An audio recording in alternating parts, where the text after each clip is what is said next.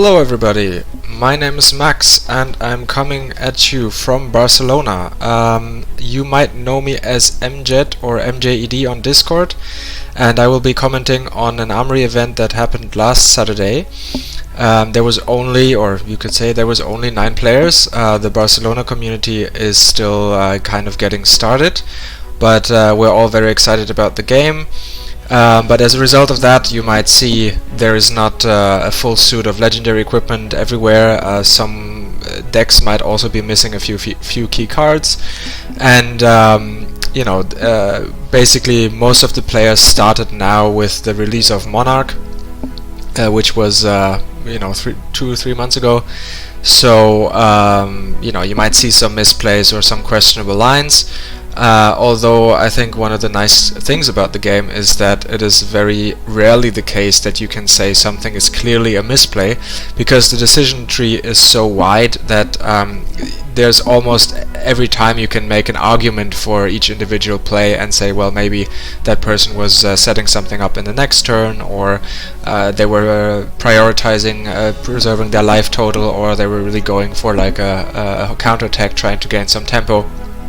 So, we'll see it. We'll figure it out along the way, and we're gonna kick it off. Round 1. We've got Chane versus Katsu. So this is a Blitz format, as you can see by the life total at the top. Katsu obviously not the most popular Blitz hero, and this I believe is actually due to the fact that Sergi, who is playing him, does not own a copy of the Ira token, so he doesn't have access to that hero. However, there are obviously some advantages to playing Katsu over Ira, as you will maybe see later on. You get to have that activated ability to search up combo pieces. And on the left side we've got Enrique on Chane, the boogeyman of the format, you could say, or at least he's making waves in both Blitz and Constructed. And he's got, invested a bit more. You can see he's got some legendary equipment, and he kicked it off the first turn by making a rune chant, attacking in with a ghostly visit 4/4, and as you can see also there is no arcane barrier on the other side, so the 1 arcane damage came through, but the 4 damage was blocked. So we can talk about that real quick, like whether you want to run arcane barrier or not. I believe there's an argument for both cases. In particular against Chane, since you can stop some of the nasty on-hit triggers or extra effects, thinking about meet and greet and consuming volition. But on the other hand, the extra block might allow you to just block such an attack, talking about consuming volition in particular, or the Nebula Blade that is coming in a lot of the time. And it might also be allow you to run some more aggressive equipment and putting more pressure on Chane, which I think everybody agrees is very important, because once he gets up to that, critical number, 3-4 soul shackles, especially in Blitz, he's going to have some really big turns, and it's gonna be hard to come back from that.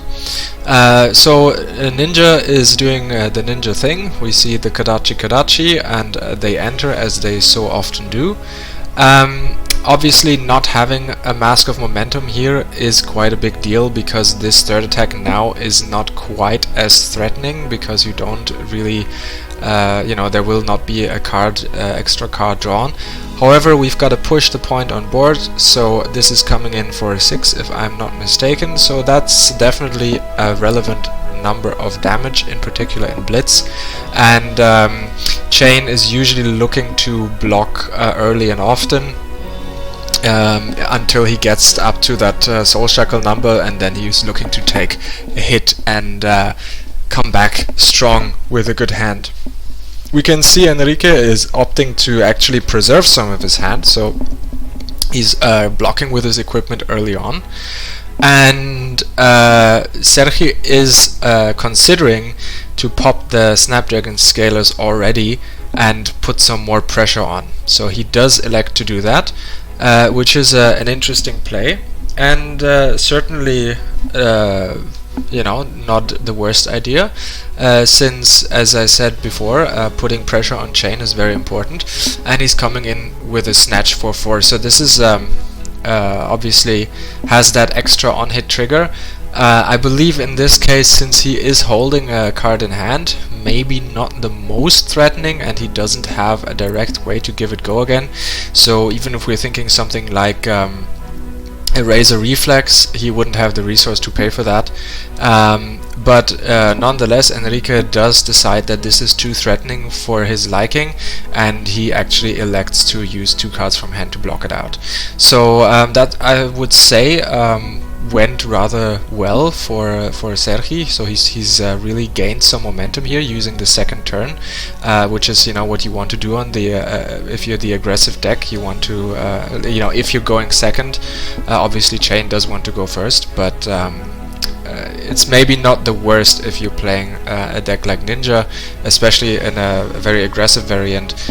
Going second doesn't hurt you that much because you can do exactly what he did, which is apply a lot of pressure early on and look to really put Chane in a hold where he has like not many cards in hand, and has to make some tough choices. So this is one tough choice. For example, you can see he had an Art of War in hand, one of the premium cards in Chane. So if you can hold a big hand with an Art of War, some extra resources, and some Blood Dead card that you can banish, you get to draw up some cards. Maybe you even buff your attacks. You can have a really big turn. But instead he elected to preserve his life total since it's the early turns of the game, so clearly not a bad choice. And now he's using that Art of War instead to pay for a Command and Conquer, so that's obviously a very threatening move.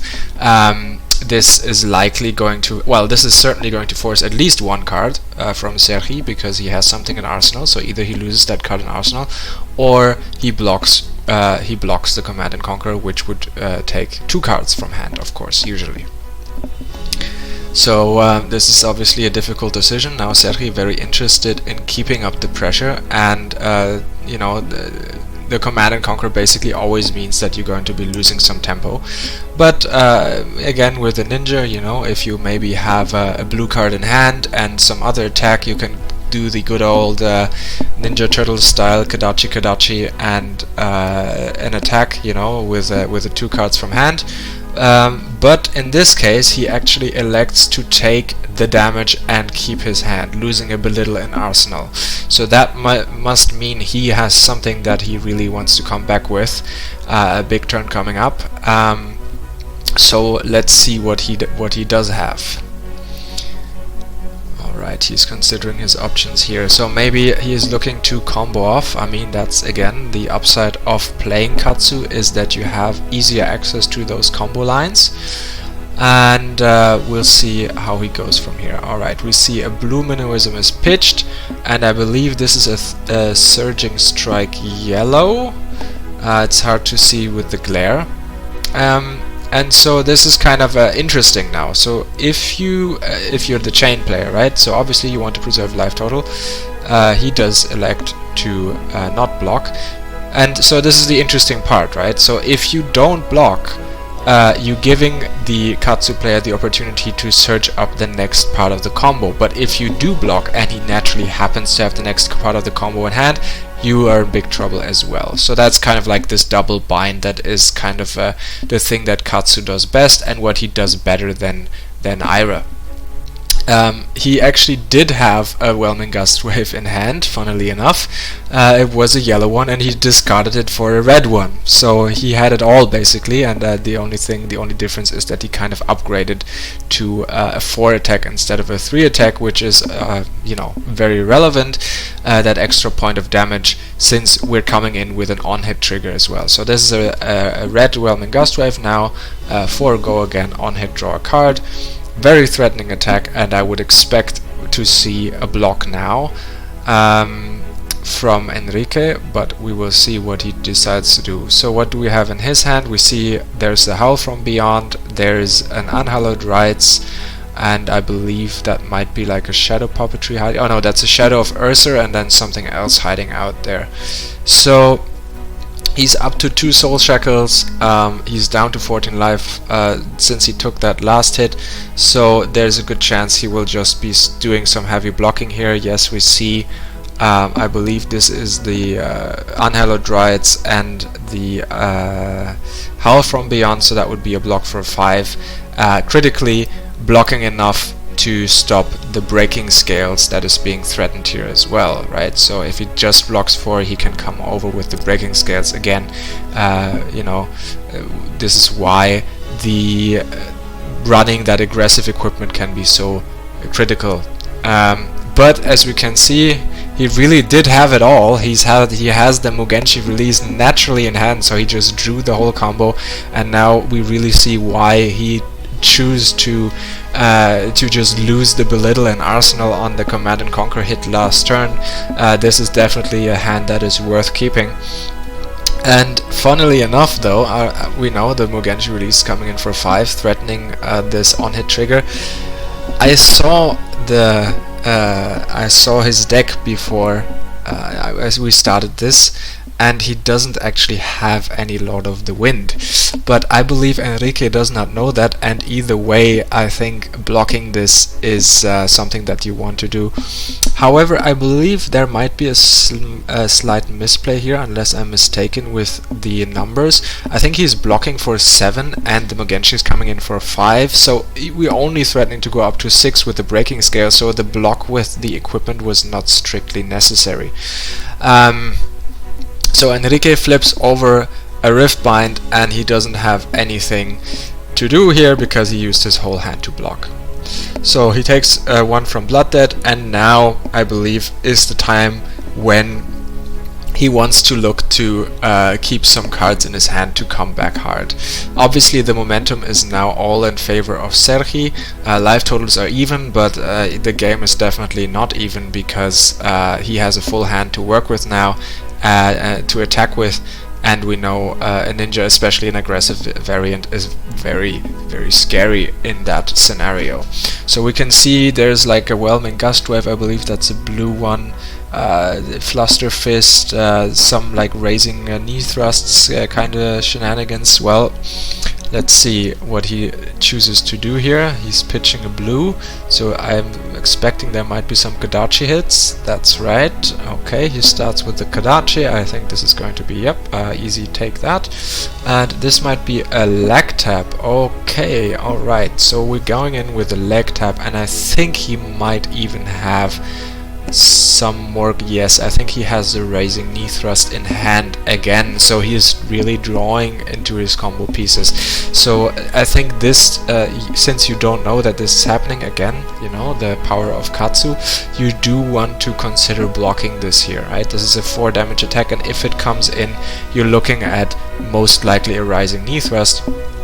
Unfortunately for Enrique, it's coming either way if he blocks this or not, but still this is a very threatening attack, and it puts him in a really difficult spot because you do want to have the ability to start pressuring back at some point. And he's looking at some cards. Alright, okay, he's choosing to block with 2 cards, one of them a Whisper of the Oracle, and I think the other one might be a Seeds of Agony, so this is a block for 5. Do keep in mind, this time the breaking scales are not active, but I think he chooses to block in this way. There might be an argument to block with just the Whisper of the Oracle and the Arcanite Skullcap here, if you want to stop this attack. So you have 1 more card in hand, and then maybe look to just take the follow up, and then come back with a good strong hand. Like we see, for example, there's a Meet and Greet in his hand. Maybe there was the option to play out the Seeds of Agony, if it really was a Seeds of Agony, and then come back with a Meet and Greet with guaranteed go again, because again there's no Arcane Barrier on the other side. So that might have been a consideration, but either way he chose to block in this way, preserving an additional counter on his Arcanite Skullcap, which might come in clutch later. So there's the Rising Knee Thrust, as I said before, so this is an attack for 5, I believe, and now there's the consideration to push an additional point of damage, but he elects not to. Instead he does use Katsu, and look up something, and I believe he does have the hurricane kick. Yes.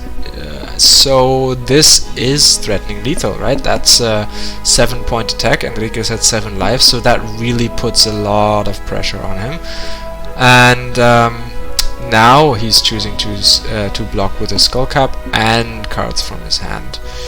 Or is he? So if he throws his entire hand at this here, it might be and he does, so this is going to be very difficult for him to come back from. He's going to be losing at least 1 life to Blood Dead on his turn, and the ninja is going to come back at him with another 4-card hand.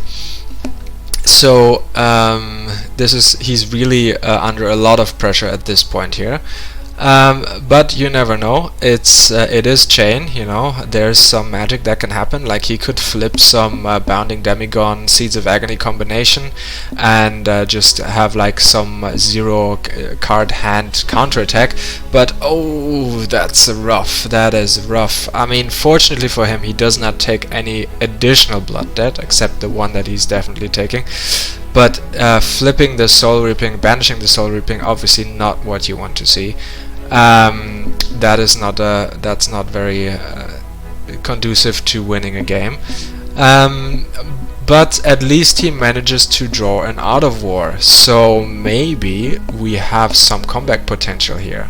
This might also depend on the fact, as we saw, Sergi really had back-to-back really powerful draws, just kind of drawing naturally into his combo pieces, and maybe he has a bit of an off turn now, and there's the chance for Chane to mount a counterattack.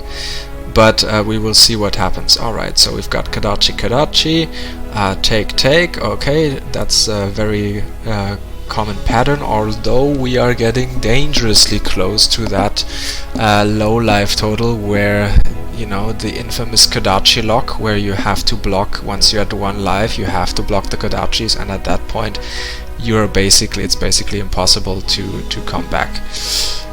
Okay, we've got a red Minnowism into a red Rising Knee Thrust. So good news for Enrique, this does not look like there's going to be any more attacks this turn. Bad news, this is a 6-point attack, so there's better be some blocking here. He's got the Out of War, we see a Command and Conquer, and then we see 2 Runeblade cards, or Shadow Runeblade cards. I can't make out which they are. So I like taking the keeping the Out of War. Oh, that's a full block. Okay, so that's likely going to be blocking all of the damage. I mean, that's 3 cards right there. But he only gets to keep an Art of War in hand, and he does not have the resources to pay for it unless he manages to... No, he does not. If he manages to flip Seeds of Agony, Bounding Demigon, he can play those 2 cards, or maybe he has something in Arsenal to play, and then crack his chest to play the Art of War. But at that point, what are you doing with it? You know, if you don't banish an attack action card from your hand, then it's kind of it's a bit of a waste. So I think there would be an argument to block less, to just block a bit less here, and keep an additional card in hand. So maybe take like 2 points of damage or something like that. Keep an additional card in hand, and try to go with the Out of War, banishing play. Well, instead he does something that is also not too bad. He gets to clear out his banish zone and come back with at least 2 attacks, depending on what he has in Arsenal. So it is a bit of a conservative play, but at least he is finally, after 2 turns of full blocking, putting back some counter pressure. And now it is on Sergi to decide how he wants to deal with that. Alright, he decides to block, which kind of suggests that he doesn't really have a huge turn lined up, and maybe wants to play this one a bit slower. This is, I believe, a an attack for 3. The unfortunate, so blocking for 2, so there might be 1 damage going through, or not. Maybe it was a blue Riftbind. Oh boy. Well, the Seeds of Agony also critically does not